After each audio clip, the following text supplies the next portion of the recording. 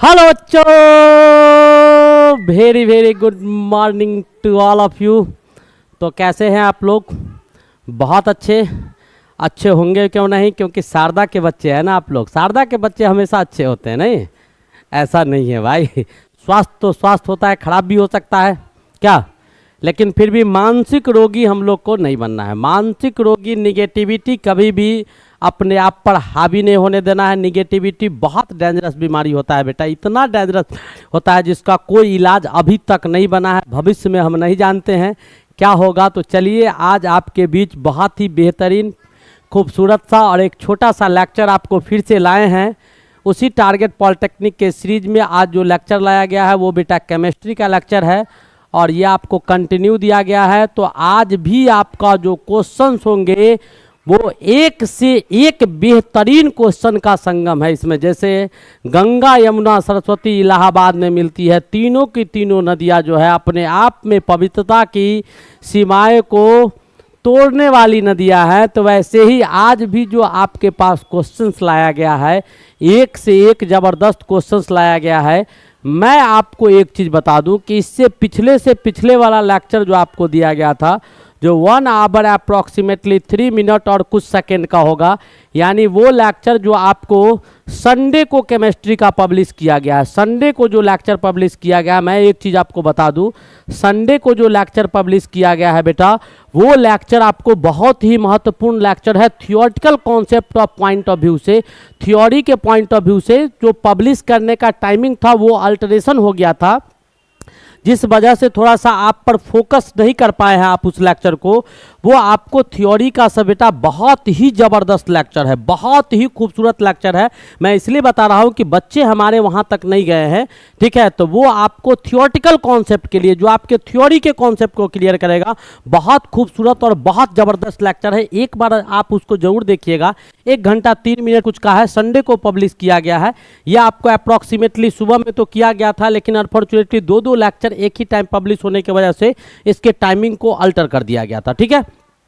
तो लाइव का जो प्रॉब्लम था, वो लाइव का प्रॉब्लम मैं एक बार और कह देता हूं कि आप लोग का जो लाइव क्लास हम देने वाले थे उसका टाइमिंग बेटा 7:30 बजे से लेके 9 बजे तक होगा और 7:30 से 9 आपको पीएम में होंगे, शाम में होंगे, क्योंकि सुबह में हमारा जो है मॉर्निंग से लेके इवनिंग तक आपको कंटिन्यूअस ऑफलाइन क्लासेज होते हैं, बहुत सारे क्लासेज होते हैं कंटिन्यूअस। तो आपका 7:30 बजे से 9 बजे तक ऑनलाइन मैं उपस्थित रहूँगा और ऑनलाइन का क्लासेज आपको अप्रॉक्सीमेटली फ्राइडे से हम स्टार्ट करेंगे। कब से स्टार्ट करेंगे? तो फ्राइडे से आपका ऑनलाइन का क्लास स्टार्ट करेंगे। ये आप दिमाग में रखेंगे, ये टाइम टेबल माइंड सेट कर लेंगे। देने से एक दिन पहले मैं आपको चर्चा कर दूंगा, क्योंकि सुबह और शाम कंटिन्यूअसली आपको 2 लेक्चर तो कंटिन्यू आपको दिया ही जा रहा है। तो उससे एक दिन पहले आपको जरूर ये घोषणा कर दिया जाएगा।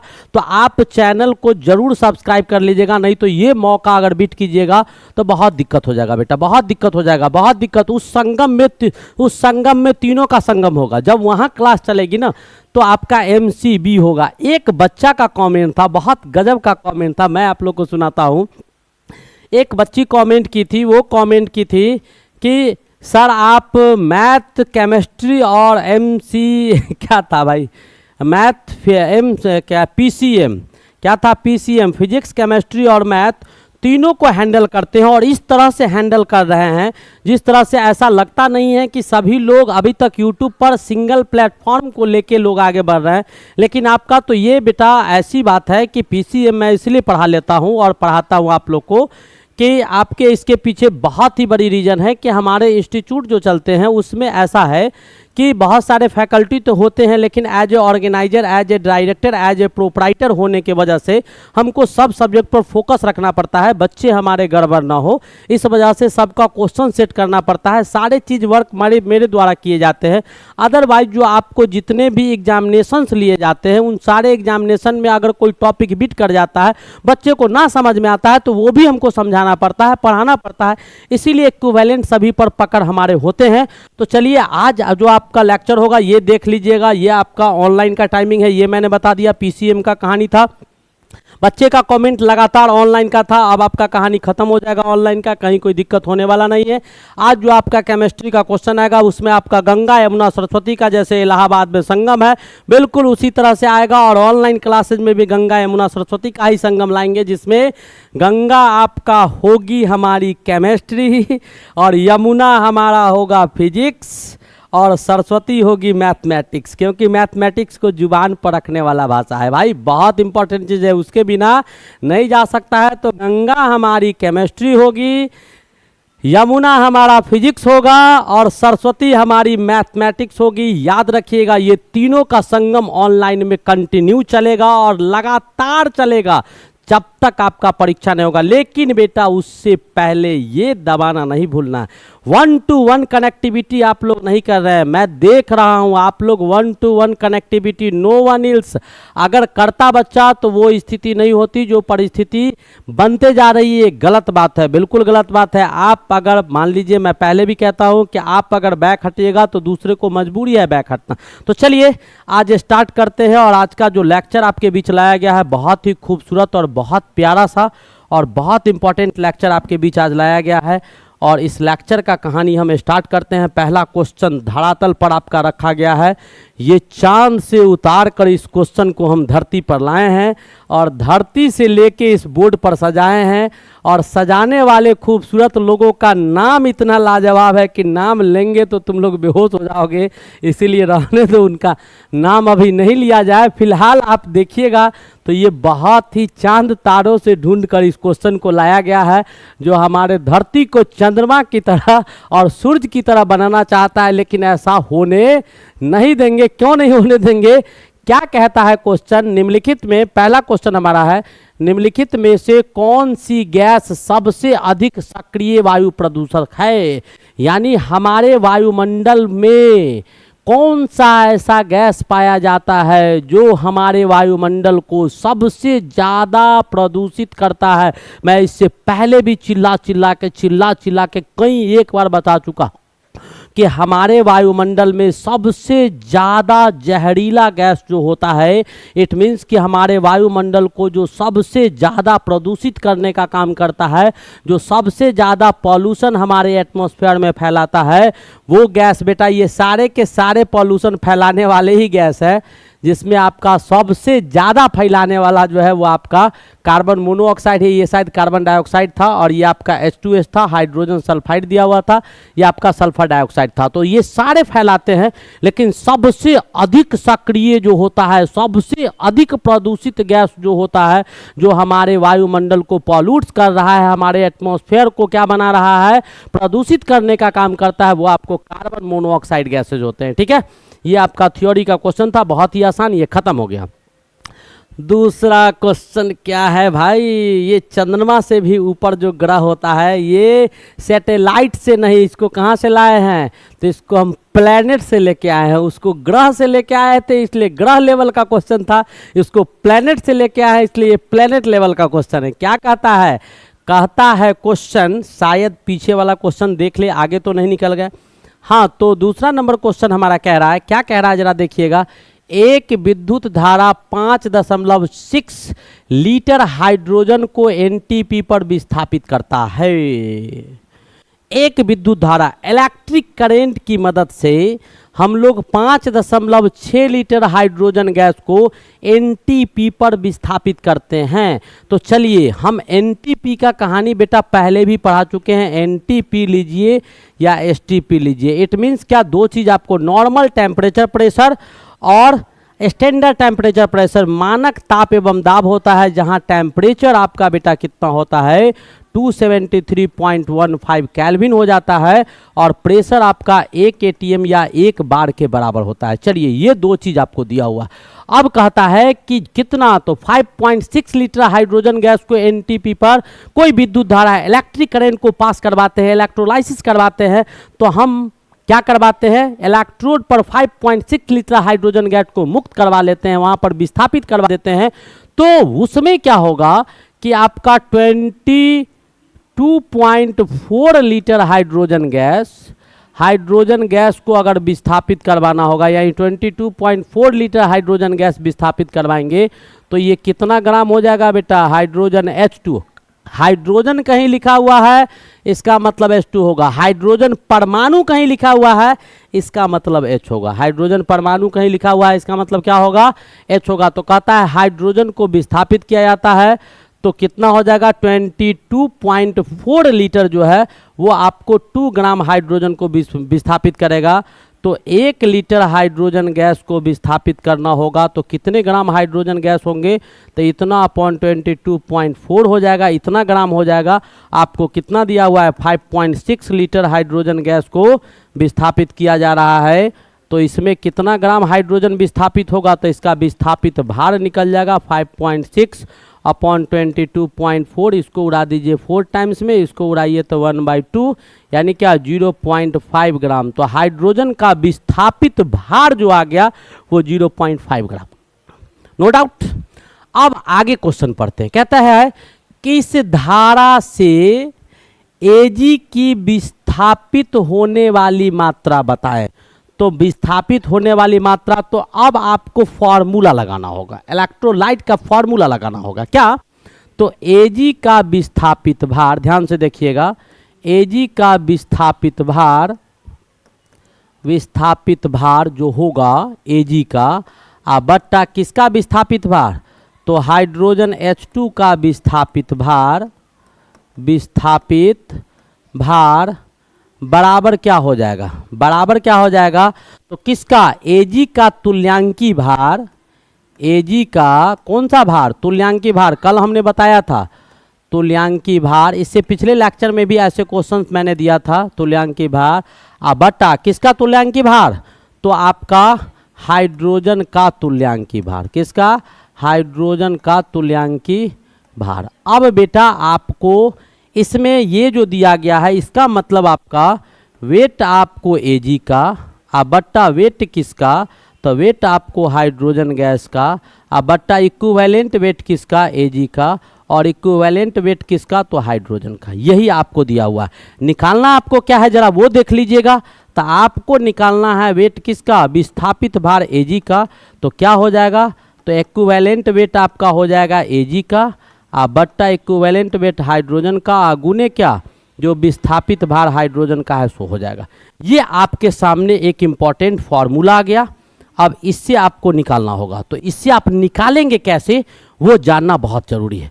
तो बेटा इक्विवेलेंट वेट जो हम लोग Ag का निकालेंगे, तो Ag जो होता है हमारा वो आयंस में जब टूटता है, सिल्वर हमारा मेटल है, ठीक है, ये आयंस में जब टूटेगा तो ये टूटेगा Ag प्लस में और एक इलेक्ट्रॉन यहाँ से मुक्त करेगा। तो Ag का तुल्यांकी भार इक्विवेलेंट वेट जो हम Ag का निकालेंगे, तो इसका मॉलिक्यूलर वेट कितना होता है, तो 108 होता है। कितने इलेक्ट्रॉन को विस्थापित कर रहा है, तो एक इलेक्ट्रॉन को। तो नंबर ऑफ इलेक्ट्रॉन गेन या लूज, तो यहाँ 1 लिख देंगे। तो इक्विवेलेंट वेट कितना हो गया, 108 हो गया। बिल्कुल वैसे ही हाइड्रोजन को जब आप देखिएगा, तो हाइड्रोजन को आयंस में टूटेगा तो H प्लस और एक इलेक्ट्रॉन यहाँ से बाहर हो जाएगा। तो जब हाइड्रोजन का इक्विवेलेंट वेट आप निकालिएगा किसका, हाइड्रोजन का, तो हाइड्रोजन का इक्विवेलेंट वेट आपका कितना आएगा, हाइड्रोजन का इक्विवेलेंट वेट आपका कितना हो जाएगा, तो 1 अपॉन एक इलेक्ट्रॉन विस्थापित कर रहा है तो ये 1 हो जाएगा। अब आपको वैल्यू डाल देना है, तो वैल्यू डालिए। मैंने तुल्यांकी भार आपको दिखा दिया, यहाँ से आप वैल्यू डालिएगा। हम यहाँ पर चेंज कर लेते हैं, हमको निकालना क्या है, तो WAG निकालना है। अब एक एक करके वैल्यू को डालिए। तो इक्विवेलेंट वेट किसका, Ag का, कितना निकाले हैं, तो इक्विवेलेंट वेट Ag का हमने निकाल दिया है 108। तो चलिए यहाँ डाल दीजिए 108, ठीक है। उसके बाद हाइड्रोजन का वेट कितना है, तो इक्विवेलेंट वेट हाइड्रोजन का कितना, तो 1, तो यहाँ डाल दीजिए 1। और इसका भार, कितना भार, तो वेट इसका कितना निकाले थे, 0.5। ये वेट जो आपका निकाले हैं किसका, विस्थापित भार हाइड्रोजन का 0.5, तो 0.5 यहाँ लिख दीजिए। कहानी खत्म। ये आपका 10 आ गया, 5 से काटिए, 5 2 जा 10, ये आपका 54। तो कितना ग्राम हो जाएगा, 54 ग्राम हो जाएगा। कितना ग्राम विस्थापित करेगा, 54 ग्राम करेगा। ये भी आपका बहुत ही मस्त क्वेश्चन था, बिल्कुल मस्त क्वेश्चन था। बच्चा सब कहता है सर बिंदास, एकदम दिल खुश। बेटा मेहनत करते हैं, एक एक कंटेंट को लाते हैं तो मेहनत का रिजल्ट जब आता है तो उस इंसान को बहुत खुशी होती है। जैसे आज हमको हो रहा है, कल आपको भी होगा। जब आप मेहनत कीजिएगा रिजल्ट आपका बेहतर आएगा, जितना आपको खुशी होगा उससे 3 गुना खुशी हमें होगा। तो वो पल गंवाना नहीं है, मेरे साथ बन के रहना है और उस पल को भी हासिल करना है। तो चलिए नेक्स्ट क्वेश्चन की ओर मूव करते हैं। और आज का हमारा अगला क्वेश्चन क्या है, ये भी आपका बहुत अच्छा क्वेश्चन है। इसको बेटा स्टार से लाया गया है। पहला क्वेश्चन उपग्रह से लाए थे, दूसरा को ग्रह से लाए थे और इसको तारा से तोड़ के लाए हैं। बहुत बेहतरीन क्वेश्चन। क्या कहता है कि अमोनियाकृत सिल्वर नाइट्रेट, अमोनियाकृत सिल्वर नाइट्रेट के विलयन में जिस गैस को प्रवाहित करने पर सफ़ेद अवक्षेप प्राप्त होता है वह है।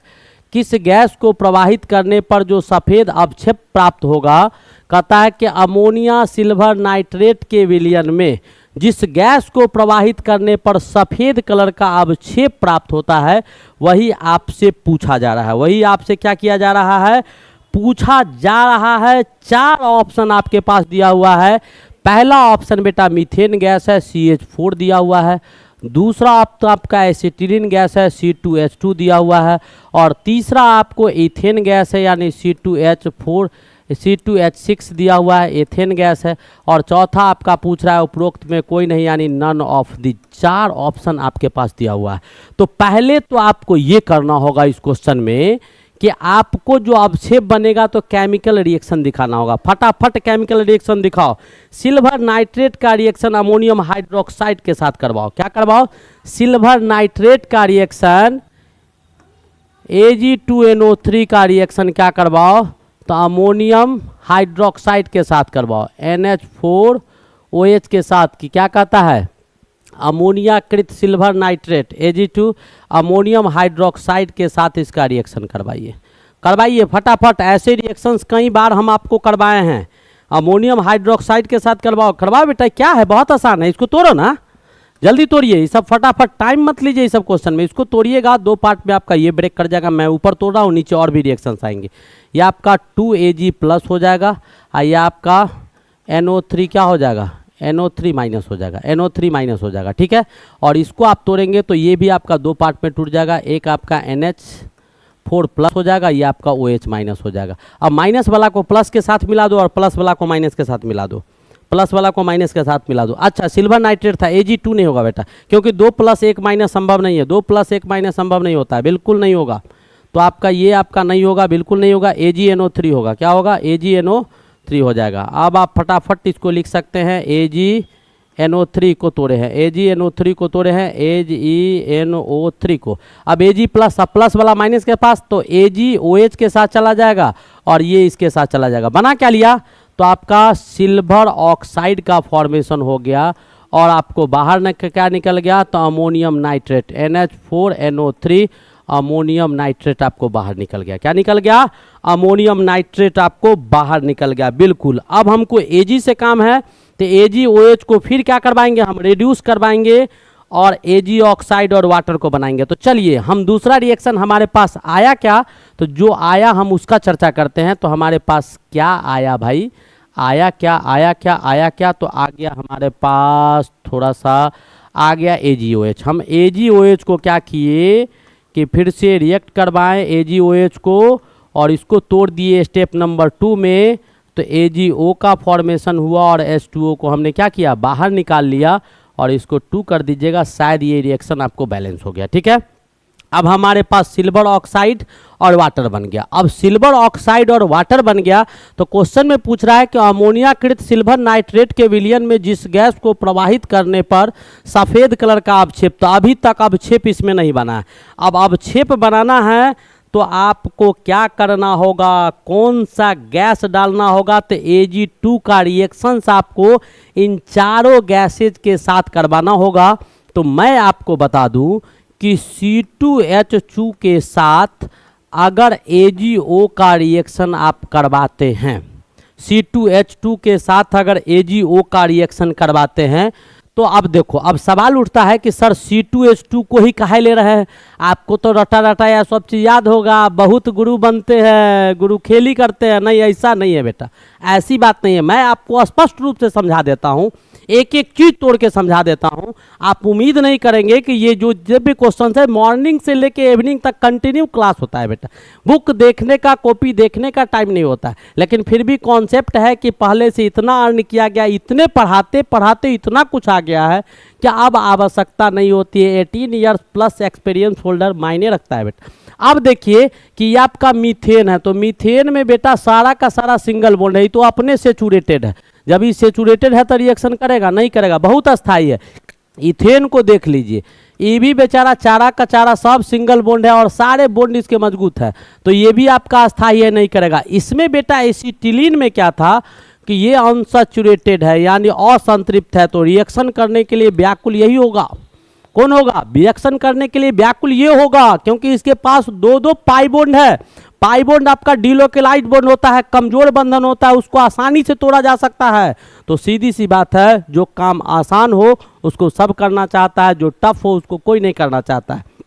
ठीक है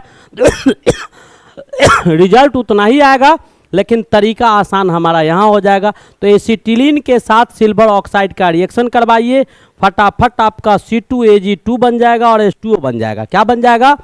C2Ag2 का फॉर्मेशन हो जाएगा और H2O बन जाएगा। और यही आपका जो आएगा C2Ag2, जिसका नाम सिल्वर एसिटिलाइड होता है।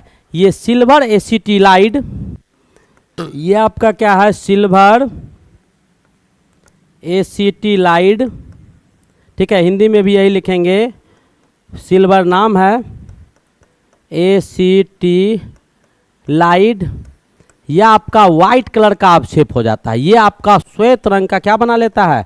अवक्षेप बना लेता है, श्वेत रंग का अवक्षेप बनता है। तो ये श्वेत रंग का जो अवक्षेप आपको बना, यही आपका श्वेत रंग का यानी सफ़ेद आपका अवक्षेप बनाता है। और ये सफ़ेद अवक्षेप कैसे बना? तो हमने क्या किया, सिल्वर नाइट्रेट का रिएक्शन अमोनियम हाइड्रोक्साइड के करवाया तो ये मिला, और AgO को फिर मैंने तोड़ दिया तो AgO आपका 2 था, यहाँ पर बेटा 2 करना होगा आपको, बैलेंस तो करने होंगे। AgOH था, ठीक है, AgO आपका ये आ गया, प्लस आपका H2O, ठीक है। अब फिर AgO के साथ ये इसका रिएक्शन करवा दिए तो ये बन गया, बिल्कुल सही चीज़ है।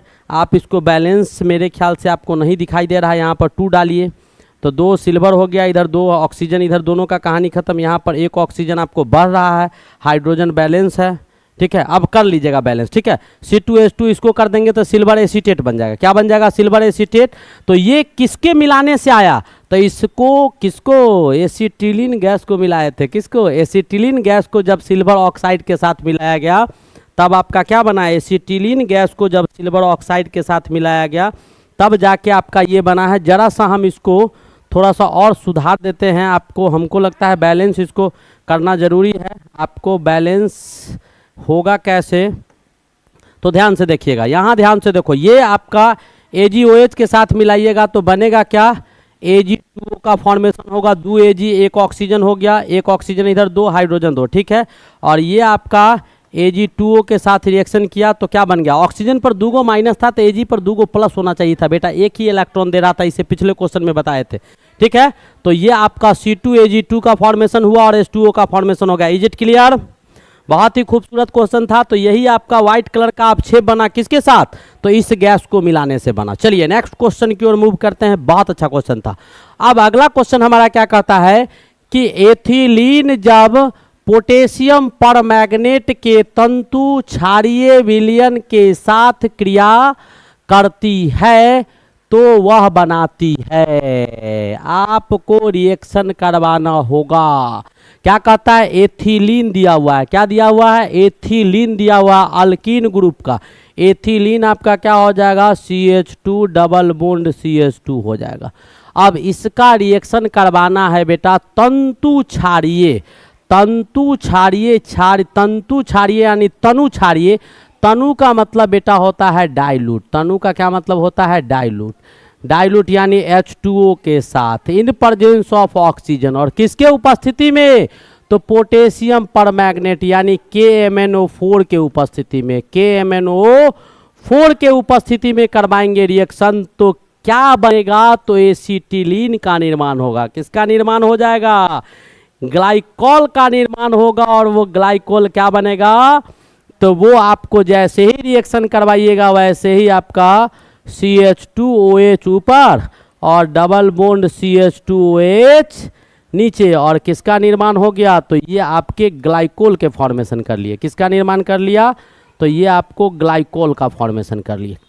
तो आपको ऑप्शन में क्या दिया हुआ था, एसी क्या कहता है, तो एसीटी, हाँ इथाइलिन ग्लाइकोल, इथाइलिन ये था, OH लग गया तो इथाइलिन ग्लाइकोल का फॉर्मेशन कर लिया। किसका फॉर्मेशन किया, तो इथाइलिन ग्लाइकोल का फॉर्मेशन किया। किसका किया, इथाइलिन ग्लाइकोल का फॉर्मेशन कर लिया। उम्मीद है ये क्वेश्चन आपको बहुत बेहतर तरीका से समझ में आया होगा। नो डाउट कि क्वेश्चन आपको समझ में नहीं आया होगा, बहुत ही बेहतरीन क्वेश्चन था, बहुत अच्छे क्वेश्चन थे, बहुत ही अच्छा क्वेश्चन था, समझ में आया।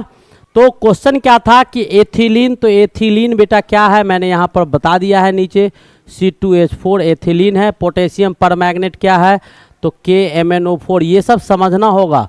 तनु का मतलब डाइल्यूट होगा, डाइल्यूट का मतलब इसमें H2O मिला दो, ठीक है। और क्षारीय विलयन आपका दिया हुआ था तो ऑक्सीजन आपको लेना होगा। चलिए इतना कुछ लिए, एक एक करके सारे स्टेटमेंट, सारे शब्द को लैंग्वेज में, केमिस्ट्री के भाषा में तोड़ दिए कि केमिस्ट्री का रासायनिक भाषा के रूप में चेंज किया और सारे को आपस में मिला दिए। तो ये आपका कहानी आ गया। कैसे कैसे आया होगा वो आप ऑलरेडी समझ रहे होंगे। ना समझ रहे होंगे तो H+OH- तोड़ते रहो, OH- को लाओ, ऐसे करके तोड़ ताड़ के आपको घुसाना होगा, तभी ये जाके कुछ होगा, अदरवाइज ऐसा होने वाला नहीं था। फिर भी मैंने क्या किया, मेरा तो काम था करवा देना, हम जैसे तैसे आपको बता दिए। आ गया समझ में। चलिए अगले क्वेश्चन की ओर मूव किया जाए। और आज का हमारा अगला क्वेश्चन क्या है, जरा ध्यान से देखिएगा। क्या है क्वेश्चन, क्वेश्चन क्या है जरा गौर से पढ़ो। अब ये सब आसान क्वेश्चन है, धरती के क्वेश्चन हैं, बाहर से नहीं लाए गए हैं, ठीक है। क्या कहता है कि एक गैस का वाष्प दाब, वाष्प घनत्व बेटा क्या है, वाष्प घनत्व यानी वेपर डेंसिटी, वेपर डेंसिटी आपको कितना दिया गया है, 8 दिया गया है। एनटीपी पर इस गैस के 8 ग्राम का आयतन क्या होगा, वही तो पूछा जा रहा है भाई। वेपर डेंसिटी दिया हुआ है 8, तो मॉलिक्यूलर फार्मूला निकल गया या मॉलिक्यूलर वेट निकल जाएगा, मॉलिक्यूलर मास निकाल दीजिए, आणविक भार इसका कितना हो जाएगा वो निकाल दीजिए। जब आणविक भार आपको पता चल गया, आणविक भार यानी क्या, मोलर भार, तो वो आपका 2 गुने वेपर डेंसिटी होता है। तो 2 गुने वेपर डेंसिटी या 2 इंटू कितना 8, कितना हो गया 16 ग्राम हो गया। तो आणविक भार यानी मोलर वॉल्यूम 16 ग्राम, तो कहता है तो 16 ग्राम का आयतन कितना हो जाएगा, 16 ग्राम आपका मोलर वॉल्यूम है तो 16 ग्राम का आयतन क्या हो जाएगा, 1 मोल का मास जो होगा तो 1 मोल में कितने लीटर होंगे, 22.4 लीटर। ये आपका मोल कॉन्सेप्ट बताता है, तो इतना लीटर वॉल्यूम हो जाएगा। अब आपको 1 ग्राम में कितना हो जाएगा, तो 22.4 बटा 16 हो जाएगा। और कितना में पूछ रहा है भाई, तो 8 ग्राम में पूछ रहा है। 8 ग्राम में कितना होगा, तो 8 ग्राम में कितने हो जाएंगे 22.4 बटा 16 और गुने 8, इतना लीटर हो जाएगा। 8 दूनी 16, काट दीजिए 11.2, कितने आ जाएंगे 11.2 लीटर आ जाएगा। कितना लीटर आ जाएगा 11.2 लीटर। है ऑप्शन, बिल्कुल है sir, C is the correct option. आया समझ में। मैंने क्या किया, वेपर डेंसिटी दिया हुआ था, वाष्प घनत्व की मदद से मॉलिक्यूलर मास निकाल लिए, आणविक भार निकाल लिए जिसको मोलर मास भी बोलते हैं, मोलर भार या मोलर द्रव्यमान बोलते हैं, वो आपको आ गया। तो जो मोलर वेट होता है तो 1 मोल का वेट जितना होगा उसी के हिसाब से 1 मोल का, 1 मोल में कितना लीटर, तो 1 मोल में आपको 16 ग्राम, तो 16 ग्राम कितना लीटर को देगा, तो 1 मोल में 22.4 लीटर होता है, तो 16 ग्राम 22.4 लीटर के बराबर हो गया, ठीक है। तो 1 ग्राम इतना के बराबर हो गया, तो 8 ग्राम का आयतन कितना होगा वो हमने निकाल दिया यूनिटी मेथड से। अगला क्वेश्चन क्या कहता है वो जरा ध्यान से देखिएगा। क्या कहता है, एक तत्व का परमाणु क्रमांक 19 है तो उसका इलेक्ट्रॉनिक विन्यास क्या होगा। बेटा इलेक्ट्रॉनिक विन्यास आप लोग को लिखना हम सिखा चुके हैं, ध्यान से देखिएगा, एक बार और देख लीजिएगा। 1 2 3 4 5 6 7 8 लिखो और सब में एस लगा दो। एस में 2 इलेक्ट्रॉन्स होते हैं, सब में क्या कीजिए एस लगा दीजिए, ठीक है। एक ऊपर छोड़ दीजिए, एक नीचे छोड़ दीजिए, तो एक ऊपर छोड़िएगा एक नीचे, तो क्या आएगा 2 3 4 5 6 7 आएगा और सब में p लगा दीजिए, सब में small p small s small d small f p लगा दीजिए। फिर आप क्या कीजिए कि तीसरा स्टेप में आप एक ऊपर छोड़िए एक नीचे, इसमें तो क्या हो जाएगा 3 हो गया, 4 हो गया, 5 हो गया, 6 हो गया और सब में d लगा दो, स्मॉल d, सब में स्मॉल d लगा दो। फिर क्या कीजिए आप एक ऊपर छोड़ दीजिए एक नीचे छोड़ दीजिए, तो ऊपर क्या यहाँ 4 आ जाएगा, यहाँ 5 आ जाएगा, सब में f लगा दीजिए। ठीक है, अब आपको पता होना चाहिए कि s में मैक्सिमम 2 इलेक्ट्रॉन्स होते हैं, p में मैक्सिमम 6 इलेक्ट्रॉन्स होता है। और अगर समझ में नहीं आता है तो आप मॉडल सेट का पहला नंबर लेक्चर देख लीजिएगा, मॉडल सेट पहला नंबर लेक्चर जाके देखिए, नहीं समझ में आएगा तो वहाँ से समझिएगा।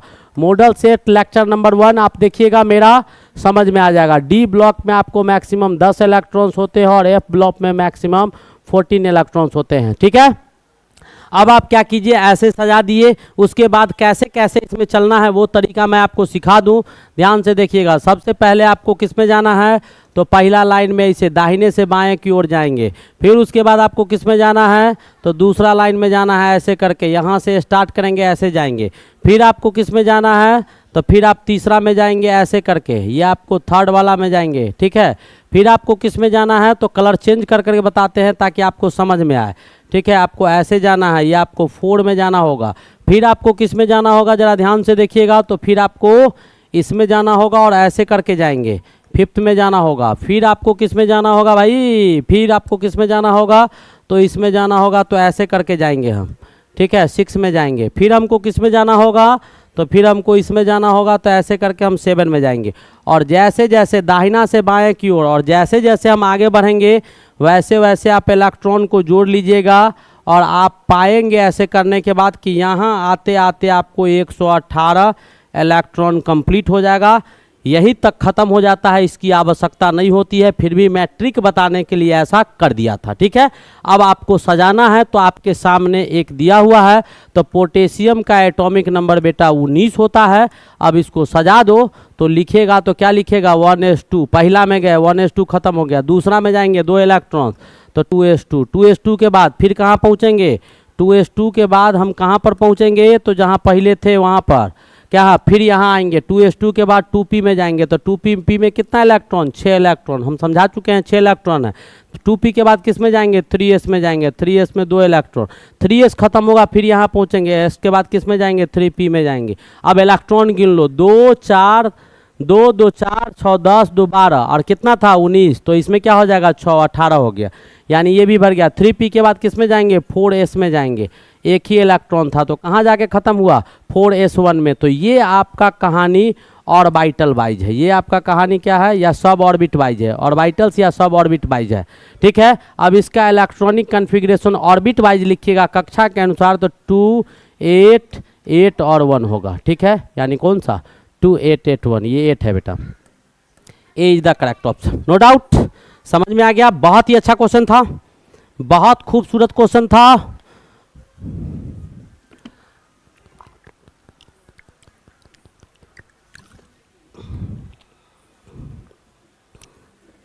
हम अगले क्वेश्चन की ओर मूव करते हैं और आज का हमारा अगला क्वेश्चन है बहुत ही खूबसूरत और प्यारा सा क्वेश्चन है, नो डाउट। लेकिन बेटा क्वेश्चन बताना तो एक बहाना है, कॉन्सेप्ट और थ्योरी को क्लियर करके जाना है। यही आपका शारदा क्लासेज वालों का फंसाना है, आप लोग को फंसा फंसा के तैयार करवा रहे हैं। सब चीज़ पढ़ा दिए, सब चीज़ पढ़ा दिए, इतना अच्छा तरह से तोड़ तोड़ के मैं आप लोग को समझाता हूँ।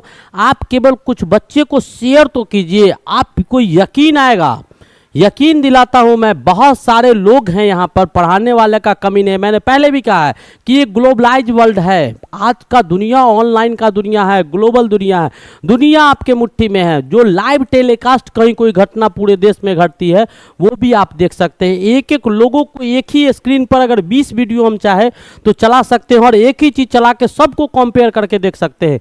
आप एक बार उसको शेयर करके तो देखिए, देखिए कि देखो हमारे सर ऐसे पढ़ाते हैं, जरा एक वीडियो भेज दीजिए कि भाई तू देख ले और तब बता कि मैं गलत कि तू गलत। रिजल्ट होना ना होना वो तो बात का चाहिए, रिजल्ट तो शारदा का हमेशा रहा, नो डाउट। चलिए आगे क्वेश्चन क्या कहता है कि तेलों के हाइड्रोजनीकरण में प्रयुक्त होने वाला उत्प्रेरक है। बेटा कुछ वर्ड होता है साइंस का, वो मैं आपको बता दूं।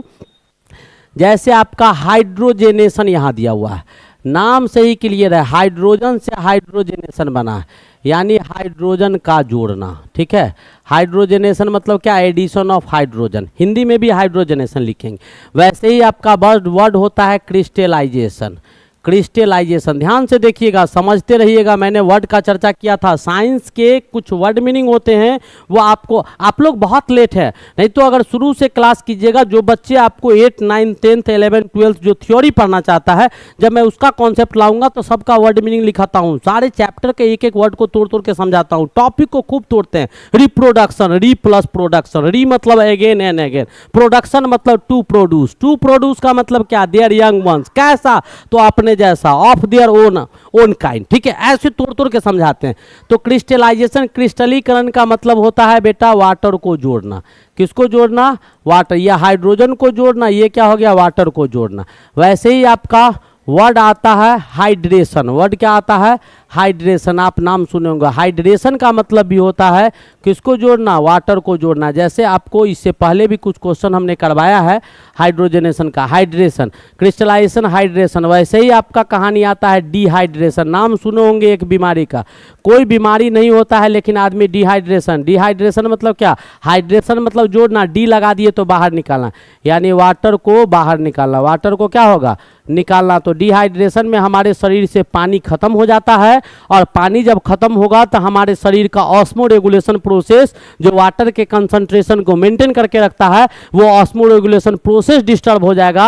और जब ऑस्मो रेगुलेशन प्रोसेस डिस्टर्ब हो जाएंगे तो हमारे बॉडी में पानी का एक बहुत ज़बरदस्त काम होता है बेटा सब जगह, कि वो टेम्परेचर को मेंटेन करता है। तापमान को संतुलित रखने में पानी बहुत ही महत्वपूर्ण इंग्रेडिएंट्स या कंपोनेंट माना जाता है किसी भी जगह।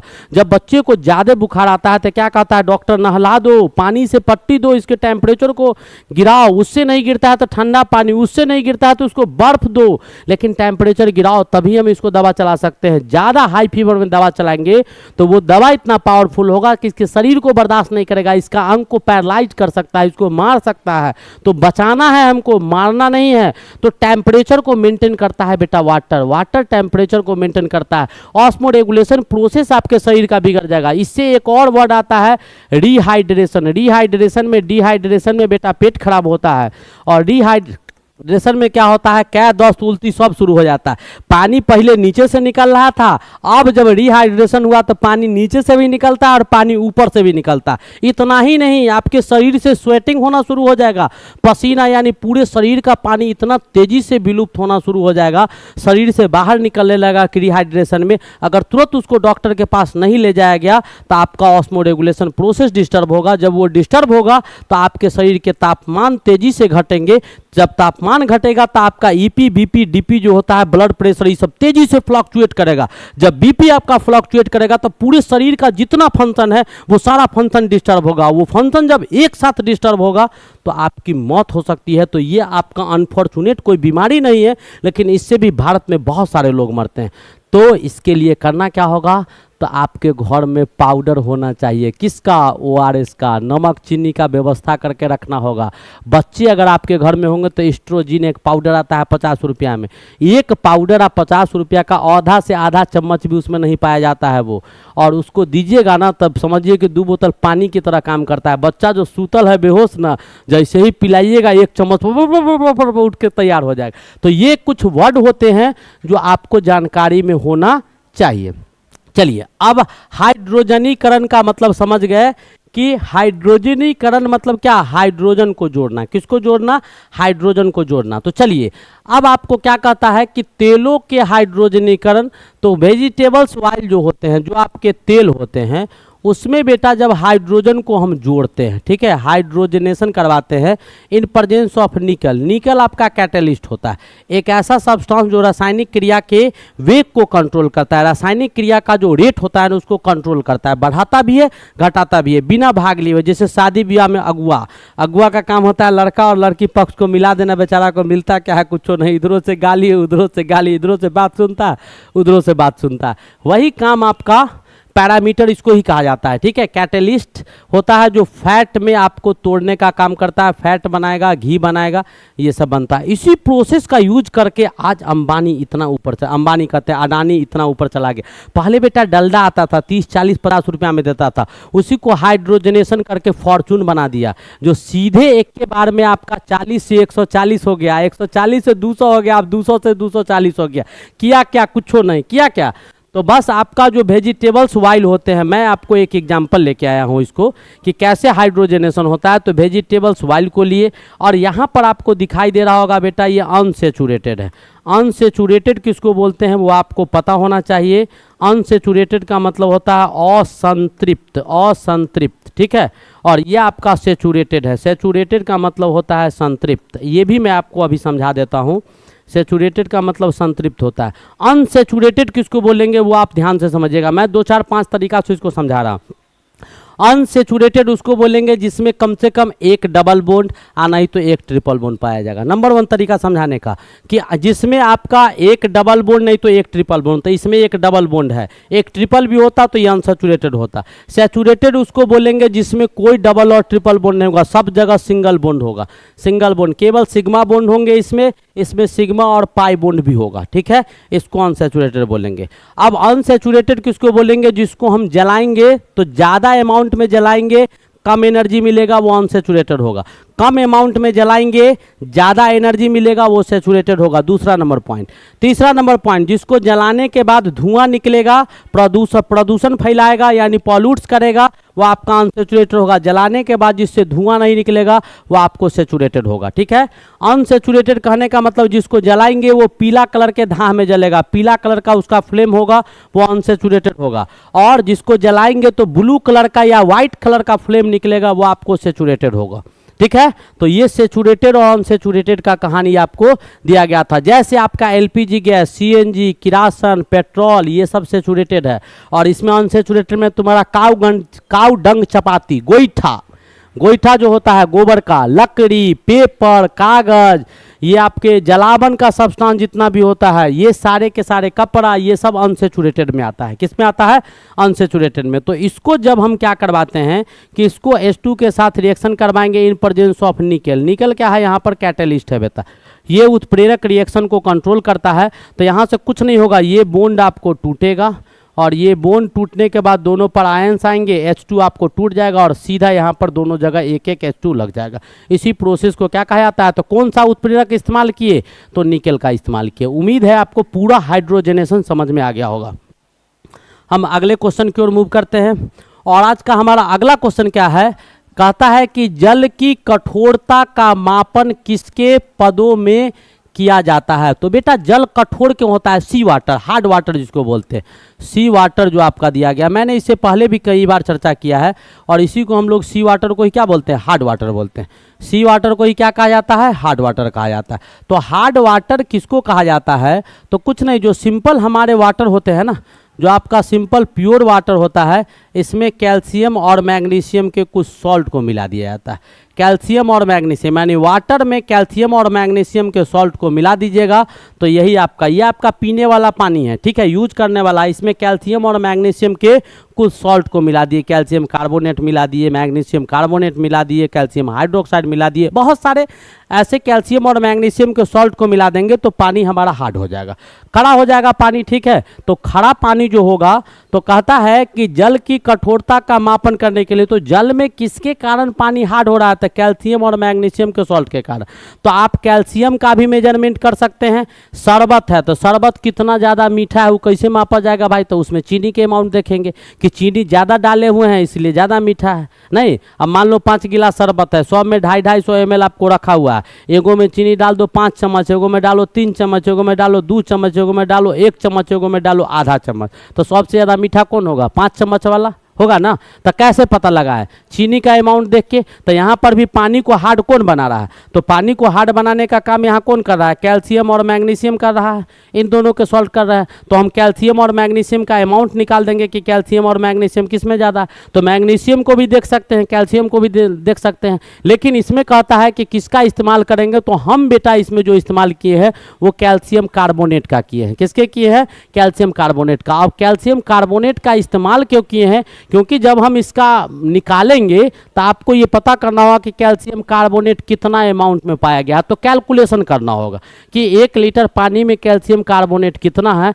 तो कैलकुलेशन में आपके कुछ डिजिट आएंगे, तो इसका अगर हम मास निकालेंगे तो कैल्शियम का 40 होता है, कैल्शियम का 40, कार्बन का कितना 12 होता है, और ऑक्सीजन का कितना होता है 16 × 3। अब इस सब को जोड़िएगा तो 100 ग्राम आ गया। तो मास कैलकुलेशन करना कितना आसान हो जाएगा, ऊपर 100 ग्राम और वाटर आपको जितना दिया हुआ है 1 लीटर में है, तो मान लो 1 लीटर ले लेंगे, ठीक है, इंटू क्या 100 कर देंगे तो कितना परसेंट है वो निकल जाएगा। तो कितना आसान हो जाएगा कैलकुलेशन। तो इसीलिए हम कैल्शियम कार्बोनेट क्यों करते हैं, काहे करते हैं, सारा चीज़ हम स्पष्ट कर दिए कि इसको इसीलिए करते हैं, दोनों में से किसी का इस्तेमाल कर सकते हैं, लेकिन इसका इसीलिए करते हैं क्योंकि इसका मास 100 आता है और यहाँ से कैलकुलेशन आसान हो जाता है। समझ में आ गया होगा। नेक्स्ट क्वेश्चन की ओर मूव करते हैं, और आज का हमारा अगला क्वेश्चन क्या कहता है उसको जरा सा ध्यान से देखिएगा। हमारा नेक्स्ट क्वेश्चन क्या कहता है कि लाल दवा जो कीटाणु नाशक के रूप में प्रयुक्त किया जाता है। बेटा इससे पहले भी हम लाल दवा का कहानी आप लोग को एक क्वेश्चन हम करवा चुके हैं, जैसा हमको याद है, आप देखिएगा किसी लेक्चर में होगा। कहता है कि लाल दवा जो रेड मेडिसिन होते हैं जो कीटाणु नाशक, कीटाणु को नाश करने के रूप में प्रयुक्त होती है वह है। तो लाल दवा जो होता है आपको पोटेशियम परमैंगनेट होता है। क्या होता है, पोटेशियम परमैंगनेट आपका लाल दवा होता है। लेकिन इसके बाद भी इसमें बहुत सारे ऑप्शन है। सीधी सी बात है कि जिस टाइप का क्वेश्चन है उस टाइप का तो ये दवा है, तो आपको लगभग चारों का चारों इसमें दवा ही लिया गया है, तो ऑप्शन में और कुछ नहीं लिया गया। हो सकता है इसके जगह पर दूसरा कोई क्वेश्चन पूछता तो आज मैं बहुत कुछ आपको समझा जाऊंगा इस क्वेश्चन से। वो क्या समझाने वाले हैं जरा ध्यान से देखिएगा तो आपको समझ में आएगा।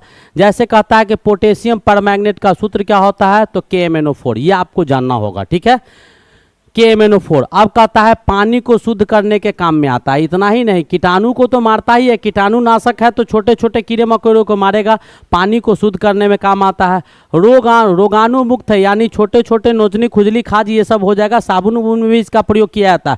दिनाय नोचनी खुजली खाज जो होता है उसमें आप इस्तेमाल कर सकते हैं। यह आपका ऑक्सीडाइजिंग एजेंट भी होता है, रिड्यूसिंग एजेंट भी होता है, और निक्षालन विधि जो होता है, ये तीनों में इसका इस्तेमाल किया जाता है। तो इतने यूज आपको पोटेशियम परमैंगनेट के हुए। अब क्या दिया हुआ है, कैल्शियम हाइपोक्लोरेट। कैल्शियम हाइपोक्लोरेट का फॉर्मूला होता है CaClO2, CaClO2 आपका दिया हुआ। ये बहुत अच्छा ऑक्सीडाइजिंग एजेंट होता है, रेड्यूस और ब्लीचिंग एजेंट भी होता है। ब्लीचिंग एजेंट यानी साफ करने में या किसी चीज़ को हटाने में मदद करता है, हटाने में मदद करता है, ब्लीचिंग एजेंट होता है। ऑक्सीडाइजिंग एजेंट, ब्लीचिंग एजेंट और डिसइंफेक्टेंट्स का भी काम करता है, यानी इन्फेक्शन को भी दूर करता है। आपको अगर किसी वजह से घाव हो गया है, कहीं वहाँ पर इन्फेक्शन हो गया है, तो आप कैल्शियम ऑक्सीक्लोराइड का, कैल्शियम हाइपोक्लोरेट का इस्तेमाल कर सकते हैं। ये परमानेंटली खत्म कर देगा। आपके कलर कपड़ा में अगर दाग लग गया है तो उसका कलर खत्म करना है, हटाना है, तो उसमें भी आपको कैल्शियम हाइपोक्लोरेट का इस्तेमाल किया जाता है। नेक्स्ट आपको कहता है कि पोटेशियम नाइट्रेट KNO3, ये आपका फर्टिलाइजर होता है बेटा, उर्वरक होता है, यानी खेत के फर्टिलिटी को बढ़ाने के लिए ये क्या होता है, तो उर्वरक होता है, ठीक है।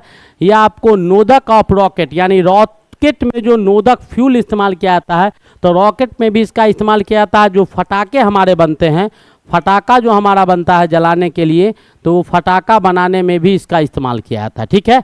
अब आपको दिया हुआ है बोरेक्स। बोरेक्स का फॉर्मूला, बोरेक्स का भी कहानी हम लोग शीशा में आपको सिखाए थे, इसका इस्तेमाल होता है शीशा में। अब कहता है Na2B4O5OH428H2O है। यह आपको बोरिक एसिड को प्रोडक्शन में, यानी बोरिक एसिड के, यानी बोरिक अम्ल के निर्माण में इसका यूज होता है। इतना ही नहीं, आयरन और स्टील का कोई सामान आपका टूट जाता है, लोहा का फ्रेम है साइकिल का, टूट गया तो बिल्डिंग करवाइएगा तो बिल्डिंग में भी बोरेक्स का इस्तेमाल होगा। स्टील का कोई सामान है, गोदरेज है आपके घर में, वो कहीं से क्रैक कर गया है, टूट गया है, तो उसका बिल्डिंग करवाइएगा, उसमें भी इसका इस्तेमाल होगा। दो टूथपेस्ट होता है आप जो टूथपेस्ट लाते हैं, ब्रश करने वाला, कोलगेट, ये सब, तो उसमें भी आपको बोरेक्स का इस्तेमाल होता है। इतना ही नहीं, माउथ वाश जो आता है, जिसके मुंह से वास आता है, पारिया उड़िया बीमारी रहता है, तो बार बार डॉक्टर बोलता है मुंह गंध करता है, तो माउथ वाश करने के लिए, मुंह को धोने के लिए, तो उसमें भी इस्तेमाल किया जाता है। और फ्लक्स के रूप में, मैंने पिछले क्लास में फ्लक्स का चर्चा किया था, फ्लक्स के रूप में NH4 मिक्सचर जो होता है, NH4Cl अमोनियम क्लोराइड मिक्सचर में फ्लक्स के रूप में भी ये इस्तेमाल किए जाते हैं। तो ये भी आपका बहुत खूबसूरत क्वेश्चन था, इसको भी हमने ख़त्म किया। नेक्स्ट क्वेश्चन की ओर मूव करते हैं।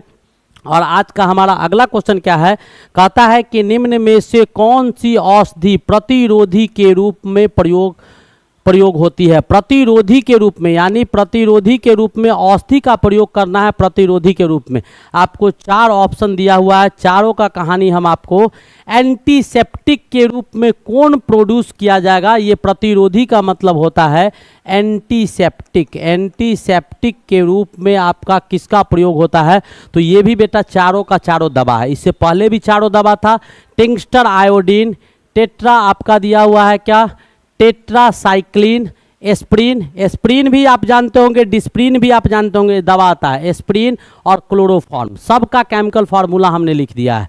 आपका टिंक्स्टर आयोडीन है, आयोडीन के फॉर्म में आता है, इसका भी केमिकल फार्मूला हमने लिखा है क्या, ध्यान से देखिएगा।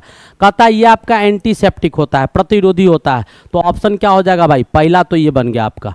इसमें पोटेशियम आयोडाइड, सोडियम आयोडाइड के साथ इथेनॉल और वाटर मिला हुआ रहता है, यानी ये 4 चीज़ का मिश्रण होता है। आपका आयोडीन जो पाया जाता है, टिंक्स्चर अकेले नहीं होता है, पोटेशियम आयोडाइड, सोडियम आयोडाइड के साथ इसमें कुछ अल्कोहल, जो इथेनॉल और वाटर भी मिला होता है। और 1908 में इसका उपयोग आपको इटालियन सर्जन एंटोनलो ग्रोसिक ने पहले किया था। 1908 में इटली का रहने वाला सर्जन था जो सबसे पहले इस एंटीसेप्टिक टिंक्स्चर आयोडीन का इस्तेमाल किया था। अब कहता है टेट्रासाइक्लिन का फॉर्मूला क्या होता है, C22H24N2O8 होता है, यह आपका एंटीबायोटिक होता है, ठीक है। इसका इस्तेमाल कहाँ कहाँ होता है, तो मुहासा, धूप में चलेगा तो मुंह काला पड़ जाएगा, छाई हुई पड़ जाएगा, तो उस मुहासा को दूर करने के लिए, हैजा जो पहले आता था, प्लेग का बीमारी था जो गांव का गांव साफ हो जाता था, मलेरिया का बीमारी, सिफिलिस का बीमारी, ब्रूसेलोसिस का बीमारी, ये सब के इलाज में इसके दवा टेट्रासाइक्लिन को चलाया जाता है। एस्प्रिन का फॉर्मूला क्या होता है, तो C9H8O4 होता है, ये दर्द निवारक होता है, ज्वरनाशक होता है। आपको अगर दर्द है, कहीं चोट उठ है, ये सब, तो आप एस्प्रिन दवा का सेवन कर सकते हैं। आपको अगर बुखार लगा हुआ है, तो आपके बॉडी के बुखार को ठीक करना है, जिसको कहता है ना ज्वरनाशक, ज्वर मतलब बुखार होता है, जड़ पाता है तो बुखार लगता है, तो ज्वरनाशक बुखार को कम करने में इस्तेमाल किया जाता है। क्लोरोफॉर्म CH3Cl होता है, ये भी दर्द निवारक है। दर्द आपको अगर कहीं होगा तो उसमें इस दवा का इस्तेमाल आप कर सकते हैं। ये बेटा रंगीन होता है और इसका बहुत अच्छा खुशबू होता है, अच्छा सुगंध होता है। इसका इस्तेमाल सॉल्वेंट के रूप में करते हैं।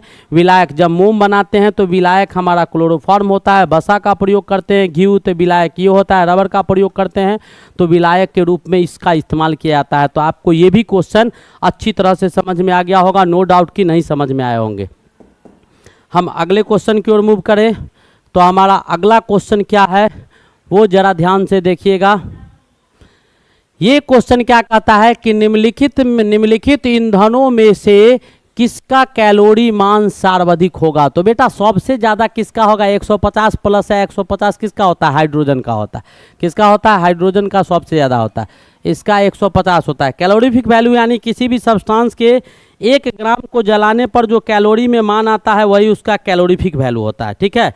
किलो जूल पर ग्राम में इसको मापा जाता है, तो आपका 150 किलो जूल पर ग्राम होगा। इसका कितना हो जाएगा, तो इसका 150 किलो जूल पर ग्राम होता है। मैंने इससे पहले भी ऐसे क्वेश्चंस करवाए हैं तो सबका आपको लिखवा दिए हैं। जो आपका LPG गैस होता है उसका कितना होता है, तो लकड़ी का बेटा कम होता है, 17 किलो जूल पर ग्राम। लकड़ी का कितना होता है, तो लकड़ी का आपको 17 किलो जूल पर ग्राम आपको लकड़ी का होता है, ठीक है। इतना ही नहीं, अब आपके पास जो ऑप्शन है तो कोयला का कितना होगा, तो कोयला का भी आप लिख सकते हैं। कोयला का यानी चारकोल जो कोयला है 33 किलो जूल पर सेकेंड, चारकोल का 33, कोयला का आपको 30 किलो जूल पर सेकेंड। कोयला का कितना हो जाएगा, 30 किलो जूल पर सेकेंड। इसका कितना हो जाएगा, तो 30 किलो जूल पर ग्राम ये हो जाएगा। और LPG का कितना होता है, जो LPG गैस घर में इस्तेमाल किया जाता है ये 50 किलो जूल पर ग्राम होता है। मैंने पिछले लेक्चर में आपको खूब चर्चा किया था हाइड्रोजन का। वहाँ बताए थे कि रॉकेट जब लिक्विफाइड हाइड्रोजन होता है उसका रॉकेट में इस्तेमाल करते हैं, और उसका अप्रॉक्सीमेट वैल्यू मैंने 152 बताया था। बहुत सारा बुक 152 भी लिखता है, होता भी है, तो 150 प्लस लगभग एवरेज आपको इतना हम बता दिए हैं। तो निम्नलिखित ईंधनों में से किसका कैलोरीफिक मान, तो कैलोरीफिक मान क्या होता है, तो किसी भी सब्सटेंस के 1 ग्राम को जलाने पर जो कैलोरी में वैल्यू आता है, एनर्जी का जो वैल्यू कैलोरी में मापा जाता है उसी को क्या कहा जाता है, कैलोरीफिक वैल्यू कहा जाता है। ठीक है, किसी भी सब्सटेंस के 1 ग्राम को अगर जलाते हैं और जलाने के बाद जो कैलोरी में वैल्यू मापा जाता है वही आपका क्या कहलाता है, कैलोरीफिक वैल्यू कहलाता है। ठीक है, और भी सब्सटेंस होगा तो आप लिख सकते हैं और भी सब्सटेंस का। ठीक है, जैसे आपका चारकोल का कितना होता है, तो चारकोल का 33 होता है। मैं कुछ का बता देता हूँ, चारकोल का कितना होगा, चारकोल का यहाँ पर ऊपर लिख देते हैं किलो जूल पर मोल, ऊपर लिख दिए हैं। ठीक है, तो चारकोल का कितना हो जाएगा, तो चारकोल का बेटा जो हो जाएगा, इधर सब्सटेंस लिख देते हैं, पदार्थ। ठीक है, इधर सब्सटेंस, तो चारकोल का आपको 33 किलो जूल पर सेकेंड होगा। वैसे ही चारकोल के बाद आपका किसका, तो पेट्रोल का कितना हो जाएगा, तो 50। पेट्रोल का कितना होता है, जितना एलपीजी का होता है, तो पेट्रोल का 50 होता है। मीथेन का कितना होता है, मीथेन का इस्तेमाल हम लोग एलपीजी में करते हैं, एलपीजी कहते हैं कि ईंधन के रूप में, उसमें भी कुछ मात्रा जलाता है। तो मीथेन का कितना होता है, तो 55। मीथेन का कितना होता है, तो 55 होता है। ऐसे ही आपको कोयला का बता दिए। केरोसिन का कितना होता है, तो केरोसिन का 48 होता है। केरोसिन का कितना होता है, केरोसिन का आपका 48 होता है। और ब्यूटेन का कितना होता है, या आइसोब्यूटेन जो एलपीजी में पाया जाता है उसका कहानी कितना होता है, तो 50 होता है। ऐसे ही आपके बहुत सारे सब्सटेंस है जिसका कैलोरीफिक वैल्यू आपका अलग अलग होता है। कैलोरीफिक वैल्यू क्या होता है, 1 ग्राम किसी सब्सटेंस को जलाइएगा तो कैलोरी में उसका कितना एनर्जी प्राप्त होता है, वही उसका कैलोरीफिक वैल्यू होता है। उम्मीद है समझ में आ गया होगा। अब हम अगले क्वेश्चन की ओर प्रस्थान करते हैं। अगला क्वेश्चन हमारा बहुत ही आसान क्वेश्चन है। क्या कहता है कि 700 मिली दाब पर किसी गैस का आयतन 200 दिया हुआ है, यानी आपका P1 कितना दिया हुआ है भाई, 700 mm ऑफ Hg है, या 700 mm ऑफ Hg मरकरी इसी में मापा जाता है। पिछले क्लास में हम वॉल्यूम का भी चर्चा किए थे। V1 आपको इस पर कितना है, P1 पर तो 200 मिलीलीटर दिया हुआ है। ठीक है, अब कहता है किस दाब पर, तो P2 आपको क्या करना है, निकालना है। और V2 आपको कितना दिया हुआ है, तो 400 ml दिया हुआ है। कुछ नहीं, हमने गैस का कहानी बताया है आपको, 4 गो लॉ पढ़ा चुके हैं, Boyle's law, Charles law, Gay-Lussac's law, Avogadro's law. चौथा पचमा की आवश्यकता अभी नहीं है, 4 गो का कहानी बता दी है। तो इसमें किसका नियम लगा दिए, बॉयल्स लॉ लगा दीजिए, बॉयल्स का लॉ लगा दिए, बॉयल का नियम लगा दीजिए। जैसे ही बॉयल का नियम लगाइएगा तो P1 V1 बराबर P2 V2 होगा। जब कब, जब टेम्परेचर कांस्टेंट होगा तब। टेम्परेचर चेंज करेगा तो सारा कहानी बदल जाएगा। यहाँ दिया होगा 400 ml, यदि ताप स्थिर हो, दिया है ना, ताप स्थिर हो, P1 V1 बराबर P2 V2, तब आपको P2 निकालना है। तो P2 बराबर क्या, P1 V1 बटा V2 डाल दीजिए वैल्यू। P1 कितना दिया हुआ है, 700 दिया हुआ है। V1 कितना दिया हुआ है भाई, 200 दिया हुआ है। ये कितना दिया हुआ है, 400 दिया हुआ है। Putting the value getting the result. 2 शून्य 2 शून्य 2 से काटिए, 2 तिहाई 6 2 पंचे 10, यानी 350 mm ऑफ Hg होगा। इतना mm ऑफ Hg होगा, 350 mm है कहीं दिया हुआ, बिल्कुल दिया हुआ है। तो ये आपको हमारा अगला क्वेश्चन था, बहुत ही खूबसूरत और प्यारा सा क्वेश्चन। बढ़ते जा रहे हैं हम लोग एक एक बेहतरीन क्वेश्चन को करते हुए। और हमारा अगला क्वेश्चन क्या है ये तो आप पढ़े ही होंगे, बताने की आवश्यकता नहीं है। बहुत ही खूबसूरत और प्यारा सा क्वेश्चन है। क्या कहता है, एलपीजी का मुख्य घटक है, तो बेटा ब्यूटेन पाया जाता है, आइसोब्यूटेन पाए जाते हैं। ब्यूटेन पाए जाते हैं और आइसोब्यूटेन पाया जाता है। ठीक है, तो ये आपका बहुत ही बेहतरीन और खूबसूरत क्वेश्चन था। नो डाउट कि क्वेश्चन आपका खराब था। तो इस प्रकार आपका एक बेहतरीन सेट जो था वो बेहतरीन सेट का समाप्ति हुआ। बहुत ही खूबसूरत और एक एक अच्छे क्वेश्चन हम आपको करवाएं। ठीक है, अब आप क्या कीजिए, आराम से एक एक करके सारे क्वेश्चंस का प्रैक्टिस कीजिए। कहीं कोई प्रॉब्लम होता है तो आप हमको कमेंट करके बता सकते हैं। ठीक है, अब आप हंसते खेलते मुस्कुराते खाते पीते पढ़ते रहिए। तब तक के लिए best of luck, thank you, wait for the next lecture.